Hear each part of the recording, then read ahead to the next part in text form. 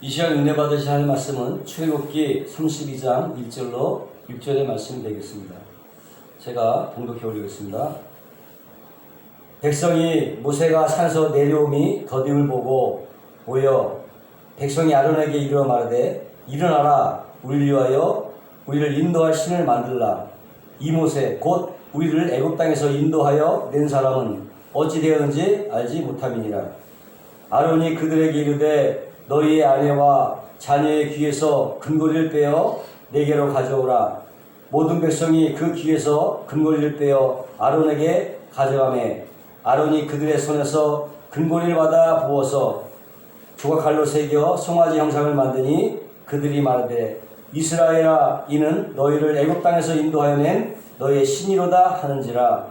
아론이 보고 그 앞에 제단을 쌓고 이에 아론이 공포하여 이르되 내일은 야외의 절이니라 하니 이튿날에 그들이 일찍 일어나 번제를 드리며 화목제를 드리고 백성이 앉아서 먹고 마시며 일어나서 뛰놀더라. 아멘. 기도하겠습니다. 거룩하시고 영화로우신 하나님 아버지 감사합니다.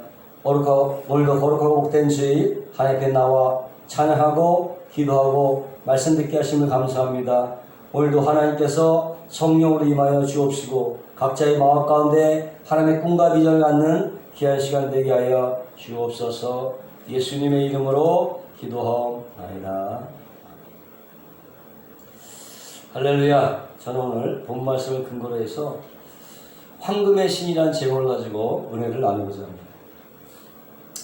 그 신앙이라고 하는 것이 모든 것이 잘 되고 편안할 때는 뭐 있으나 마나 한 것 같고 별 도움이 안 되는 것 같지만 정말 위기를 만났을 때는 큰 힘을 발휘하게 된다는 것입니다. 되게 간증하시는 분들 이 말씀을 들어보면요, 도저히 인간적으로 이해할 수 없는 상황에서 신앙의 힘으로 걷더니 이겨낸 경우가 많이 있습니다. 하지만 반면에 잘못된 신앙으로 인해서 가정이 파탄나고 사회에 큰 무리를 일으키는 경우도 있습니다.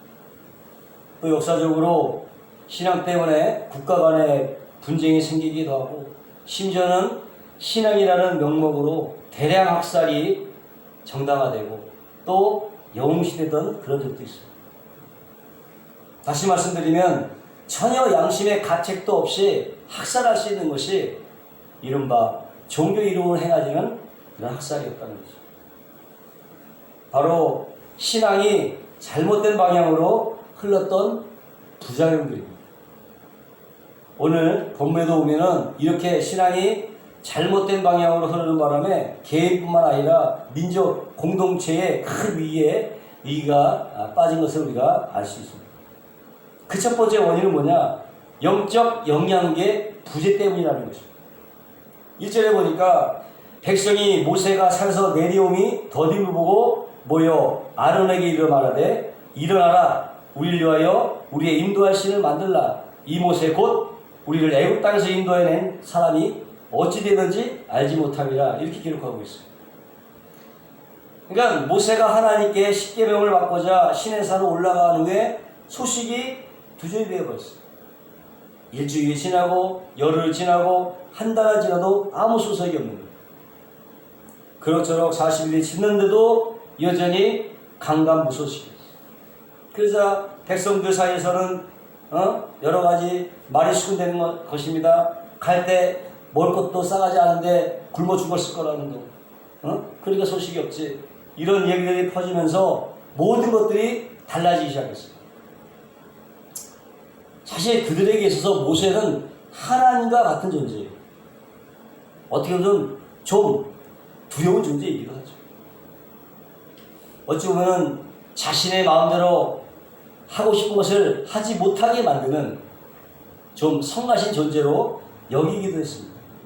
근데 그런 존재가, 그런 모세가 없어지니까 딴 생각이 들고 평소에 자기들이 정말로 원했던 신들을 갖고 싶어졌어요. 더군다나 40일 동안에 하나님의 음성도 듣지 못하고 어떤 영향력도 받지 않으니까 그들의 타락은 정말이지 극으로 치닫고 말았어요. 때문에 여러분 우리가 누구와 함께 있느냐에 따라서 크게 달라집니다. 못된 무리와 함께 있으면은요 잘못된 쪽으로 나갈 수밖에 없습니다. 고린도전서 15장 33절에 속지 말라 악한 동무들은 선한 행실을 더럽힌다고 말씀하고 있습니다. 또 우리 옛말에도 금목자학이라는 게 있잖아요. 묵을 같이 하면 먹을 같이 하면 더워진다. 까마귀 노는데 백로에 가지 말라 이런 말도 있어요. 근데 정말이지 잘못된 친구의 뺑이 빠져서 인생을 망치는 경우가 너무나 많아요. 한때 고등학생들이 오토바이 면허증을 따는 것을 큰 유행으로 여겼는데 뭐 친구가 따라 하니까 덩달아 따게 되는데 그런 말미암아서 오토바이 타다가 죽은 애들이 너무나 많아요. 그리고 감옥에 한번 갔다 오면요 대개는 더 나빠져서 나옵니다. 감옥에서 무슨 좋은 영향을 받을 수 있겠어요? 다 그냥 감옥 동창끼리 출소해서 나와서 뭐 조폭이 되든가 아니면 깽단을 만드는 경우도 있다고 하는 거예요. 술 친구를 계속 만나게 되면 습득에 빠지게 되고 노름 친구를 만나게 되면은 도박꾼이 되고 폭력적인 영화나 폭력적인 게임을 많이 하던 폭력적이 되고 이렇게 악한 영향은 쉽게 받는 법이죠. 또 우리는 자주 만나는 사람들에게 영향을 받을 수밖에 없어요. 결국 뭐냐? 신앙생활은 영향력의 싸움이다 이렇게 말할 수 있어요. 영향력의 싸움이다. 누구의 영향을 더 많이 받느냐에 따라서 우리 신앙생활의 승패가 좌우된다는 거죠. 근데 우리가 그냥 넉넉고 가만히 있으면 누구의 영향을 많이 받겠어요? 세상의 영향을 많이 받겠어요? 아니면 하나님의 영향을 많이 받겠어요? 답은 너무나 분명하죠. 때문에 우리가 올바른 신앙을 하기 위해서는 노력이 필요하고 또 그 대가 지불이 필요하다는 거죠. 그냥 되지 않습니다. 요즘 코로나로 인해서 어떤 집회나 교회 모임을 잘 갖지 못하지만은 이제는요 인터넷상에서 얼마나 좋은 말씀이 많아요. 그래서 유튜브를 통해서 또 인터넷을 통해서 말씀을 접하고 또 화상 예배를 통해서 얼마든지 은혜를 많이 받을 수 있어요. 개인적으로 기도하고 말씀 읽고 묵상함으로써 자신의 영성을 유지할 수가 있다고 하는 것입니다.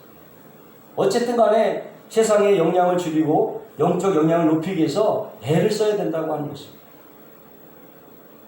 그런 게 쉽게 오나요? 노력을 해야 된다. 대가 지불을 해야 된다. 유명한 말이 있잖아요. No cross, no crown. 십자가 없이는 영광도 없다. No pain, no gain.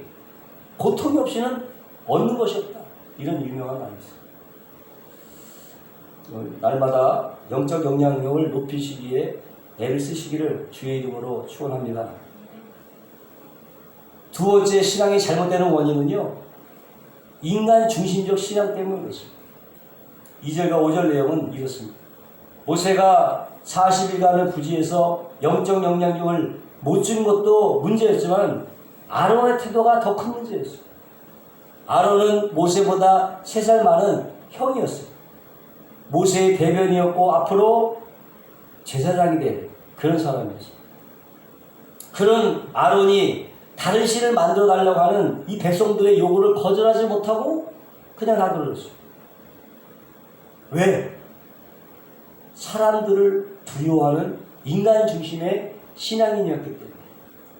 그 뭐라 합니까? 2절에 여자들의 금고리를 가져오겠습니다. 그것으로 송아지를 만들었는데 그것이 바로 애굽의 아피스 신이에요. 애굽의 아피스 신. 즉 황금을 만든 그 신이 하나님의 자리를 대신하게 된 것입니다. 그리고 5절에 단을 쌓았고 그날을 여호와의 절일이라고 선포했어요.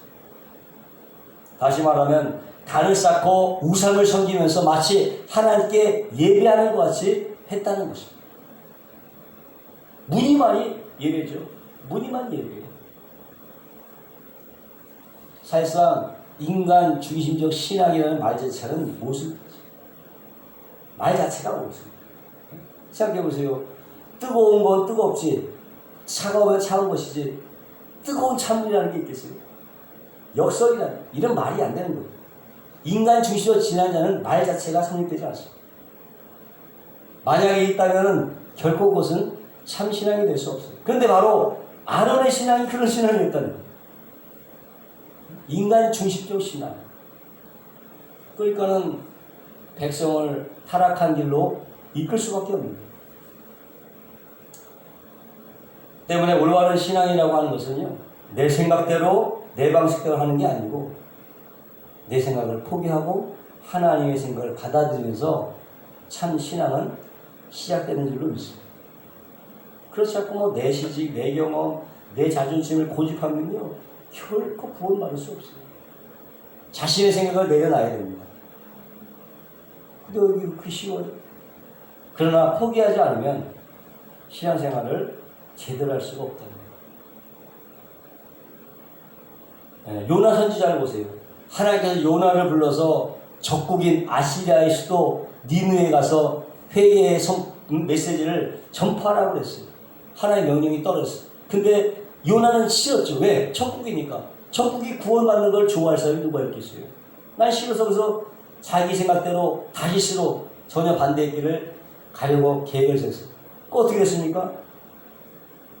자기 생각을 고집하니까 굴속에 그냥 갇히고 말게 됐어요. 하나님과 맞붙어 이길 자가 누가 있겠어요?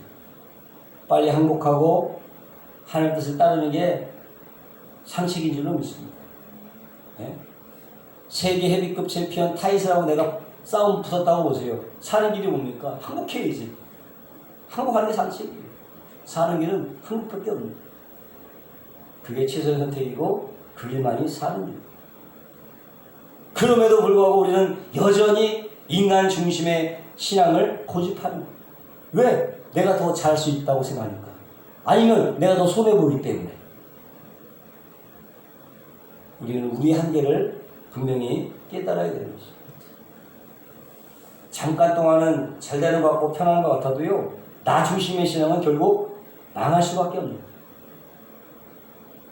엄마 손을 잡고 가는 어린아이가 엄마가 손을 씩 타고 뿌리치면 어떻게 되겠어요?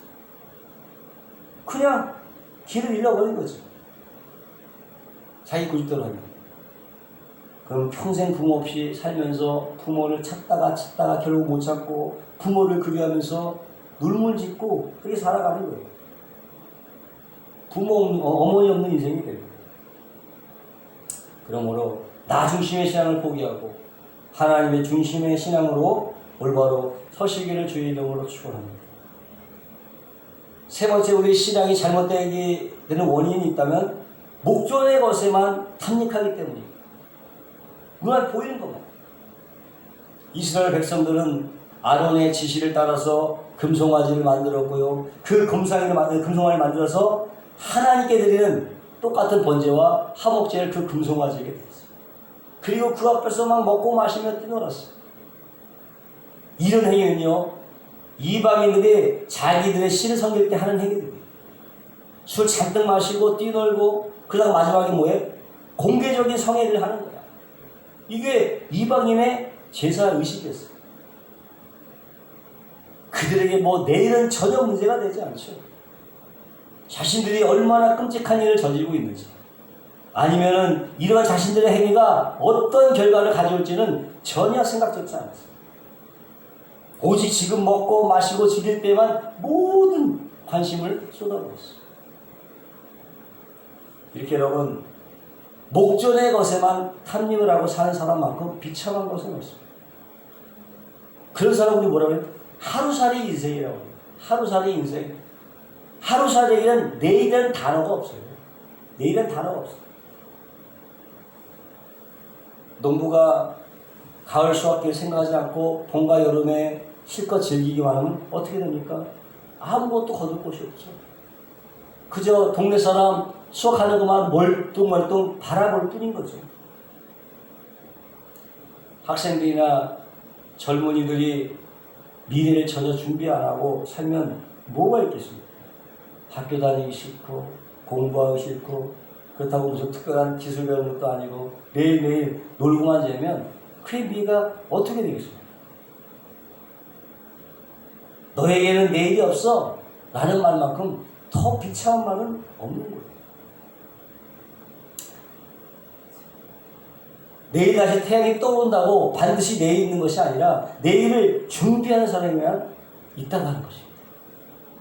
남이 이럴 때 공부하고 남이 잠잘 때 실력을 쌓는 사람만이 이 치열한 경쟁에서 최후의 승자가 되는 줄로 믿습니다. 신앙 또한 마찬가지입니다. 오늘 우리가 바로 살면서 동시에 내일을 준비해야 돼요. 신앙이라고 하는 것은 현재 지향적이면서도 동시에 미래 지향적. 오늘이 있어야 내일이 있죠. 오늘 개차반으로 신앙생활하면 안 된다는 거예요. 나 자신은 물론이고 후손을 위해서도 내일을 준비해야 되는 거죠. 무엇보다 자녀들에게 여러분 신앙유산을 물려주시길 주의 이름으로 축원합니다. 물론 재산 물려주는 것도 좋죠. 그러나 사람이 바로 되지 않으면요 그 재산은 바로 날아가버려요.